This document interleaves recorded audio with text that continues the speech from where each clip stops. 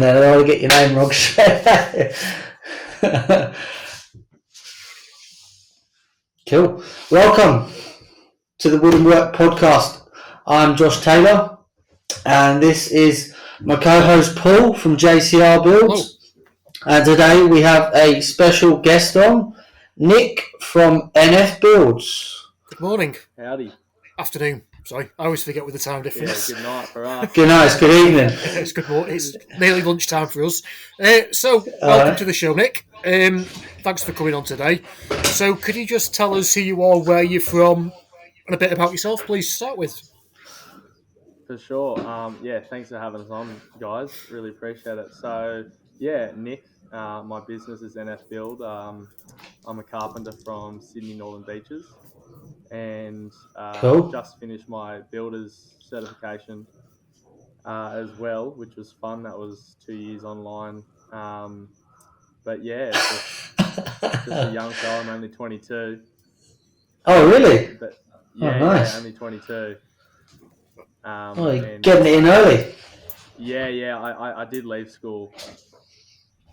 So I finished year 10 and decided that doing a trade would be the right idea for me.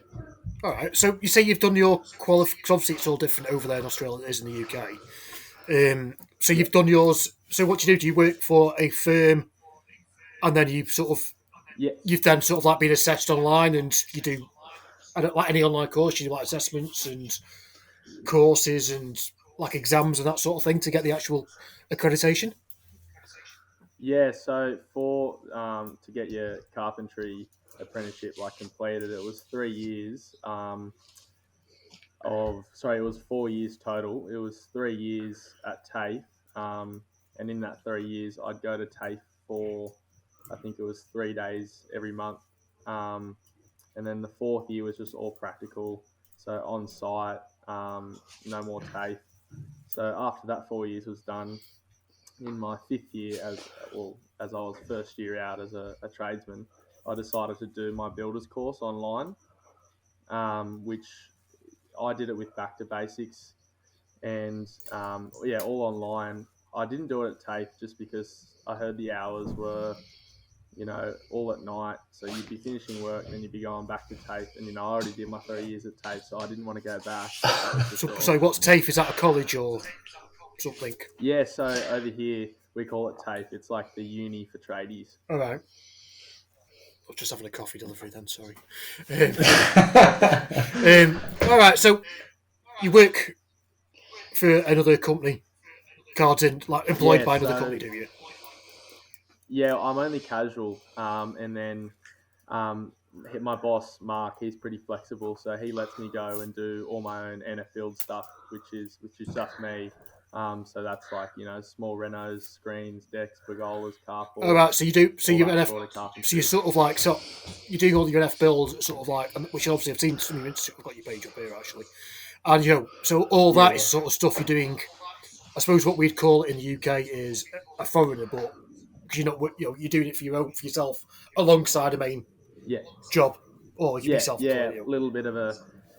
No, exactly. So originally I didn't have a name. I was just just Nick, just doing cash, but then it went bigger, I got a bit of a clientele going, and then friends of mine said, oh, you give yourself a name, maybe you seem to be working every Saturday. So, that's what I would do. I would just work every Saturday and then Sundays if I had to. But then, during the week was full time with my boss, Mark, and Sawyer Building, who I still help and work for. But NF Build just gotten a lot bigger, so I decided to register as a business and sign up for GST and learn how to quote and invoice properly. And that's all sort of new to me, but it's busy for me at the moment. It's quite a big set. I mean, I went self-employed, I think, when I was about 23, 24 maybe, for a full-time position. It's a lot of work. I mean, it's quite ballsy, especially I think in this day and age now, because obviously things have changed an awful lot in the last 20 odd years. That it's quite a ballsy move to, as a young lad at 22, to go self-employed in the context you have done as well, and the sort of job you're doing, because it's a big learning curve, isn't it? Yeah, definitely. Like, I look at work as like almost like a hobby. Like, I love working. Like, you don't have to look at my page once and you just see like, probably like you fellas just love it. Rip and tear, and you wake up, have your morning coffee, and you get right into it. Like, I enjoy it. Great money in it as well, and most of my mates are chippies, so we all we all like talk and work together as well. Like, they help me with my jobs. If I have like a deck on a Saturday, they'll come and work with me, or I'll give them a hand. That's it, because you can't do. There's a lot of Um, jobs you do need a second pair or third pair of hands sometimes, isn't it? oh Because yeah, it's all very well and good. I mean, I work on my own by myself, but as you know, all of a sudden you've got a 16-foot 10x5 to move. You ain't doing it on your own. No matter, even if you're some sort of strongman sort of like builder, you ain't moving one of them on yeah. your own, are you?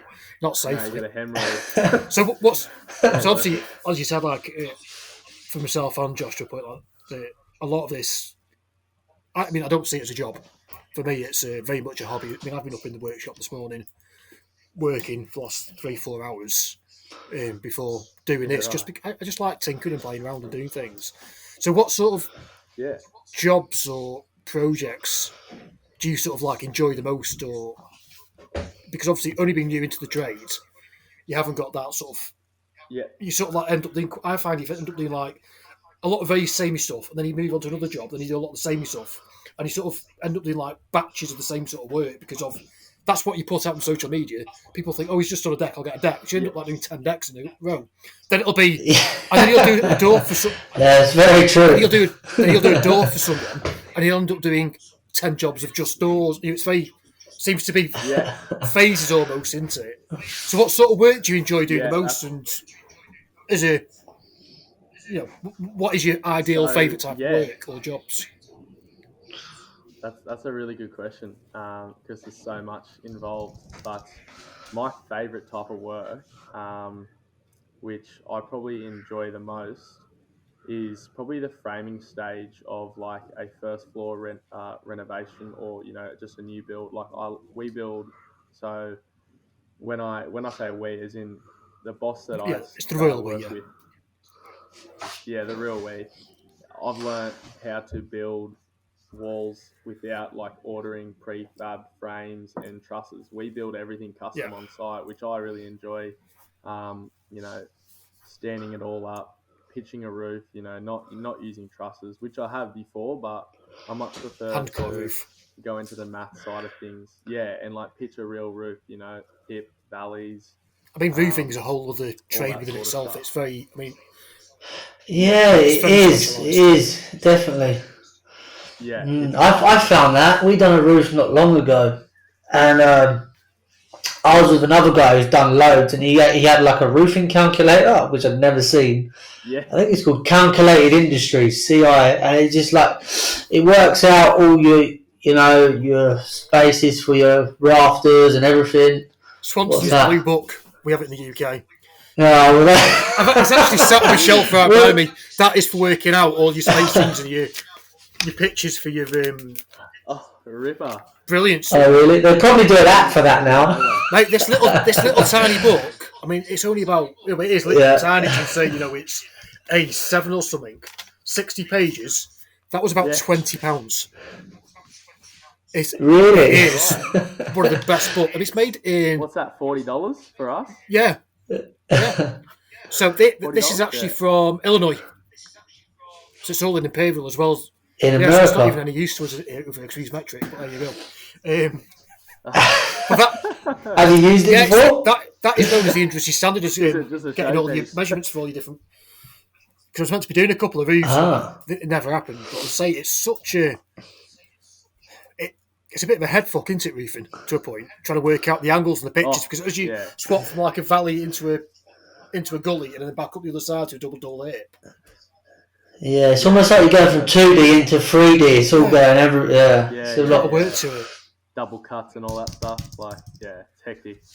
But yeah, like definitely the framing stage of a house. But then when it comes to like sort of what NF Build myself has been focusing on, all my jobs recently have been a lot of like decks. Last year I actually built a granny flat, so virtually a mini house. which was pretty Oh, fun. nice. Yeah. Earn some good money on that? Yeah. Look, actually, the bloke I did it for, he was happy to pay for all materials. I just told him what I needed, which was fine. I was doing it for more of an Yeah. experience side of things, like, and look, I got my hourly rate, and it took me about, I think I did it over 12 Saturdays. So whatever that works out to be, like 2 Yeah. weeks, and a finish locked up granny flat. It was only a small, like 25 square meters. But yeah, like the decks are really fun. I've got I've got a pretty good system with decking, like footings, framing. Pour your footings, then you lay your boards, and then screw off on the fourth day. It's fun. See, Yeah, nice. So you said you done your builder's license, so you done your certificate 4, right? Yeah, Cert 4. Just haven't got the builder's license yet. So how long? You said took you 2 years to do that. Yeah. So with Back to Basics, who I did it with, they say Pretty you can do it painful. within. Oh, absolutely, man. A lot of reading, a lot of yeah. Mate, ask me one thing, I won't remember anything. Because I'm just doing it now. And I've not even got past the first unit. Like, Yeah. Okay. How are you finding it? it's painful. So Yeah. it's like they've not updated it from the 1990s or something. I'm watching like old YouTube videos. Yankee Workshop. Get on the Yankee Workshop, yeah. mate. That's classic. No, Classic TV, Yankee Workshop. It's like, yeah, it's very. I pay $60 a week. It's costing me $4,000 over 2 years or whatever. Yeah. Don't know. Did you pay for yours? How much did you pay? Yeah. Mine was. I got it back in 20. What was that? Would have been 2020 or 2021. I was actually off. The reason why I also wanted to do it online was because I was off getting a shoulder reconstruction. Oh I yeah, was at shit. home for 6 months, so I just thought I better do something. But it was three. It was three for me. 3,000. Oh yeah, cool. And what happened to your shoulder? Oh, just from like soccer, and other sports. That's football, Paul, by the way. Yeah. Football. Yeah, it just kept dislocating. And I did it snowboarding. Come out up on the slopes, and yeah, I had like no ligaments left around the shoulder, so I had to get surgery. Oh no way.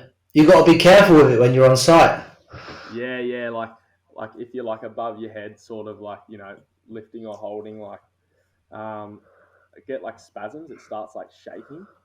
Like Oh really? like, So then you're like, all right, stop now. Time to pull it. It doesn't hurt. It doesn't hurt. You can just feel your skin on just like shaking, and you're like, oh, okay, a little spasm, but just weird things from the surgery. But I've got surgery of mine later in the year. I've got to have me. Oh, you do? Yeah.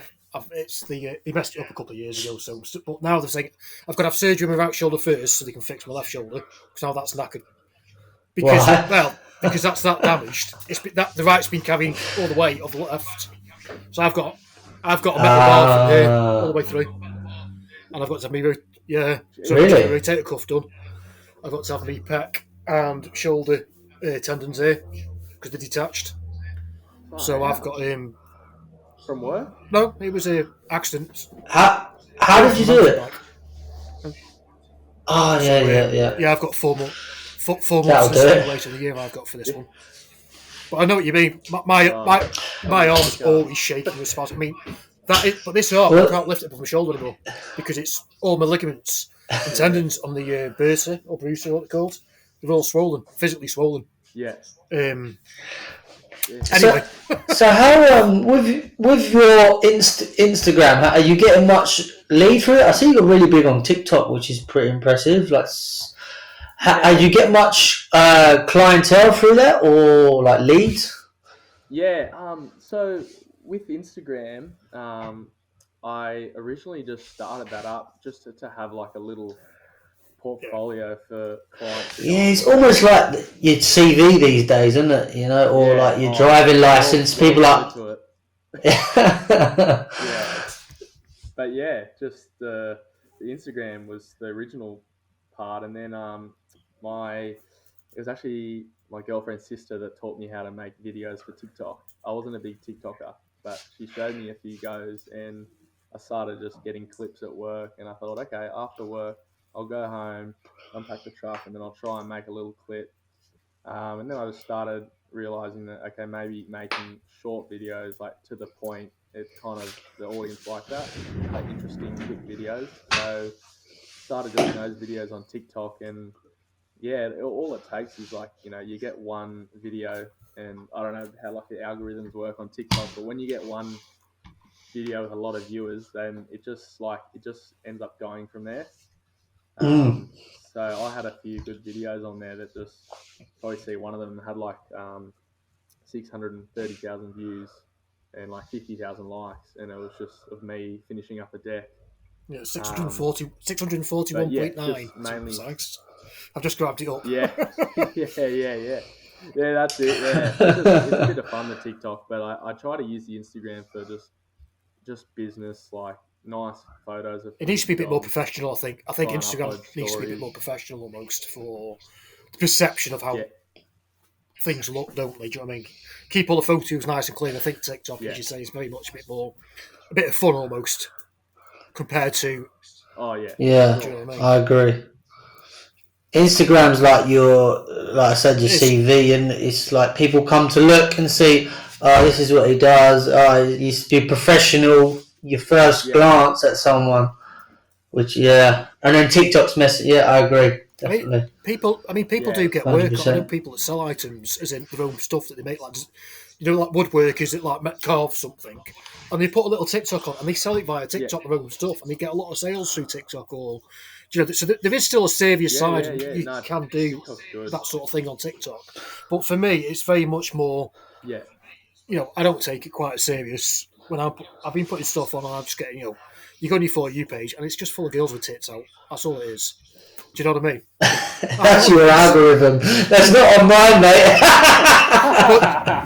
But, mine's just all bearded. But I say, funny though, because like this last week, all mine is golfing things. I've not played golf for 15 years. It knows you, mate. It knows you well. You know what I mean? But you know what I mean? It's just like you get the same. It's too samey. Like to me, it's just not a serious platform in that sense, because 1 week someone's saying the transgender, the next week they're saying they're 69 and they're clearly like a 20-year-old girl. Do you know what I mean? It's just they do whatever they want to do, just trying to get that, I don't know, rise or like or something. Get the clout. So yeah. What about other social media, Nick? Are you into anything else besides Instagram and TikTok? Nah, look, mainly just the Instagram and the TikTok. I don't really have a Facebook page for NFL. I'm actually currently setting up a YouTube channel, but again, I don't have much filming gear, so that's a whole other thing. Maybe when I have the time and I can sort of get into that. Can be very time consuming. At the moment, TikTok and Instagram. Yeah. I do all mine off a phone. Paul's kind of different. He's got all the bells and whistles, and he's got all the cool equipment. But I'm not very good with all the camera stuff. Everything I do is off iPhone or Mac, and I'm trying to just keep it like that. The entire YouTube channels are just off the iPhones these days. I mean, there's even films on Netflix that were filmed entirely on iPhones. So it's possible. What you can do is, what I found recently is, even still, if I'm filming on my phone or with my cameras, I edit it on the laptop using Lightworks, and then you can just change like the dimensions of the picture a little bit better, and you mess around with it, and you can get a better video that way. So you can still do it with your iPhone and get. I think a lot of it's just getting learning how to use the correct editing software or whatever, and I think that's where the real difference is. I've tried now stepping up my game on the editing, but the problem is it's time consuming. So like one of my recent videos, I think it ended up being 7.5 minutes long. It took me 2.5 days to edit. Yeah, right. That's how long it takes. Yeah. Two 8-hour days to edit a 7.5 minute film. Yeah. It's crazy. So yeah.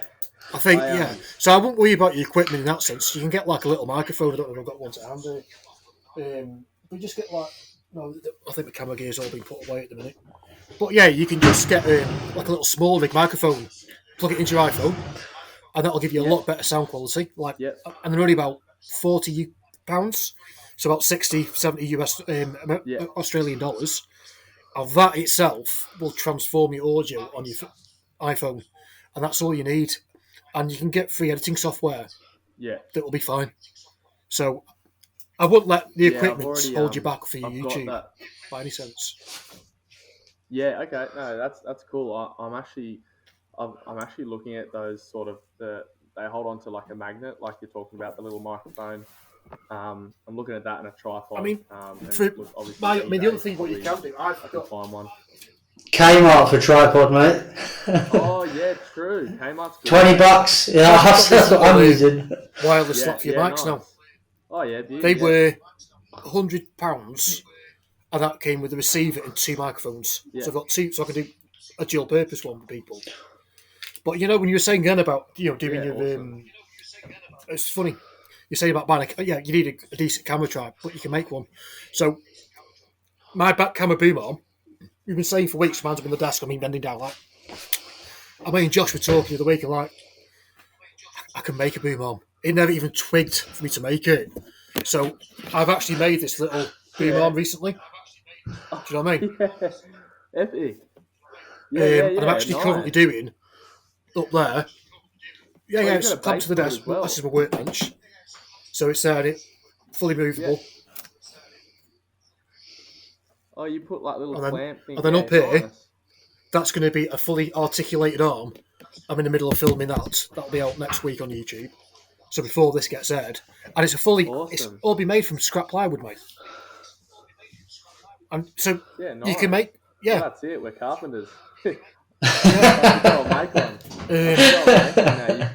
I won't worry about too much about a tripod, just make one.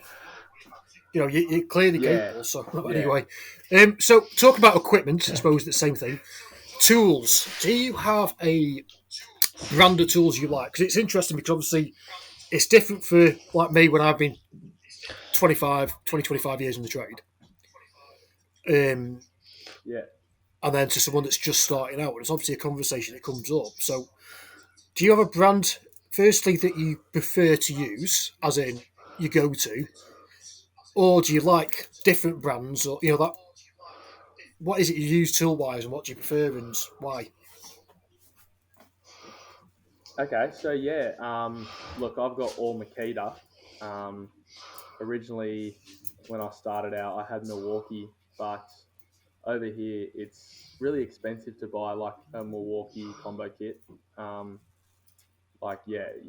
5-piece kit might cost you $2,000 here, but then you can get an 11-piece Makita kit for $2,000. That is true. Yeah, I think it's because it's close to China and Japan, and that's where all the Makita comes from, right? Yeah, well, isn't Milwaukee the States, isn't it? I think. So you'll have the import export charges. So is that the only reason you went Makita? Is literally the price? Yeah, the price and the tradies I was working with at the time, back when I started the apprenticeship, all had Makita batteries. So I thought, look, I'm on site with all these blokes. I'll just get the same battery. We can all just. That's how it was sold to me as well. I've got Makita. I'm working for a builder. He's like, look, everyone's got Makita batteries. If you're ever on site, you'll never get in trouble because someone will have one. I was like, all right, I trust you. And ever since then, I think Makita is kind of more like real good for carpentry. They've got all the little intricate tools, and then Milwaukee is almost like construction based, isn't it? Somewhat. Yeah. Like the what do they call them when the plumbers? They do some really cool crimpers, and also little bandsaws for cutting the metal pipes and all that, don't they? They also do one for what's it called, tapping, isn't it? The metal pipes. I've seen some really cool Milwaukee stuff for. Milwaukee's really big range in that sort of work, but like you said, for carpentry, like Makita's the go for me. Like I got everything Makita, track saw, trimmers, drills, cordless saws, jigsaw, everything. What do you think of the new XGT range? I've been looking at that recently. Yeah, again, very expensive. I recently Yeah, that's what's the only thing that's holding me back. But I've used a couple of their saws, the worm drive saw on a 40-volt 8 amp hour battery, and it just 8 it's a amps. Wow, machine. that's like a brick. Yeah, it's $400 for one of the batteries, so they're expensive. Oh man, it's Look, I've got one tool in 40 volt, which is a 185 mil diameter blade, cordless saw, obviously, and I only got it the other week, and it cost me $1,000 for the skin and 2 4 amp. Is that when you say is that a circular saw or a plunge saw? It rips. Yeah, circular saw, just a cordless one. I've got a 36 volt drop saw. Yeah. I guess you call that plunge saw. Which rips for me. It's only 4 volt difference, but that's the thing. Like this whole range of Makita, it's great and all. Like I know they're trying to do the whole big tool, but there's no, for me, like now that I've kind of got a 40 volt, and I've also got 18 volt, all my 18 volt gear. Like I don't see like what the mega difference is. Probably you get more time out of the battery with 40 volt. Obviously there is a difference. It's got a bit more power. I think the stats say it's got a bit more torque, and it's got a very slightly longer runtime. Yeah, but I don't think. I think obviously on certain types of wood or jobs, it would become apparent. But I think if you're only ripping MDF or plywood or similar, I don't think it'll make a massive difference in noticeable. And if I'm ripping, I usually rip on a corded saw. If I'm ripping anything, half decent, I've got like a corded Makita, circular saw. Yeah, exactly. Or track saw I've got corded. So, Festool? Yeah, that's probably my favourite. It's my favourite tool. Yeah, no, they're epic. I just got I've got a 36 volt Makita track saw. Yeah. But look, it works for me. But the Festool ones I've used like at TAFE and on other jobs, recorded Festool, and it does rip. Like it's a nice clean track saw. Do you find that you run out of battery on your when you're using your track saw, or have you got two batteries you're just swapping out? Yeah, so I've got 3 dual chargers, and I've got like 12 18 volt batteries. So I'm just constantly getting those like chargers out and just swapping them. So like I'm never really dead, but I am always dead on batteries. I don't know how it works, but I try and keep on top of it. But like with the actually the drop saw, because that's dual battery, and then if I'm also running the track saw, that's dual battery. There's 4 batteries in use, so you got to have more than one charger. I find that's why I got. Splice it with the end of the podcast. Yeah, right. Yeah. All right. Cool. All right. I think that's about us, guys. We're a good point to end it with software crashing. That's all right. Cool. Thank you for listening, everyone. You got any last things you want to say to anyone, Nick? You want to punch in your handle so everyone can come find you? Yeah. Been a pleasure, guys. Thanks for having me on. Unfortunately, with the technical issues, all good. But I guess go and check out my Instagram, nf.build, and then my TikTok, nf_build. Excellent. Thank you very much. Paul? Everyone, if you have any questions or comments, please leave them and we shall get back to you in due course. Again, thank you to Nick for putting up with the shite software problems today. And again, this will be on all major platforms. As usual, you know where to find us. So I'd say, thank you for joining us, and thank you everyone for listening / watching. Thank you. Epic. Thanks, guys.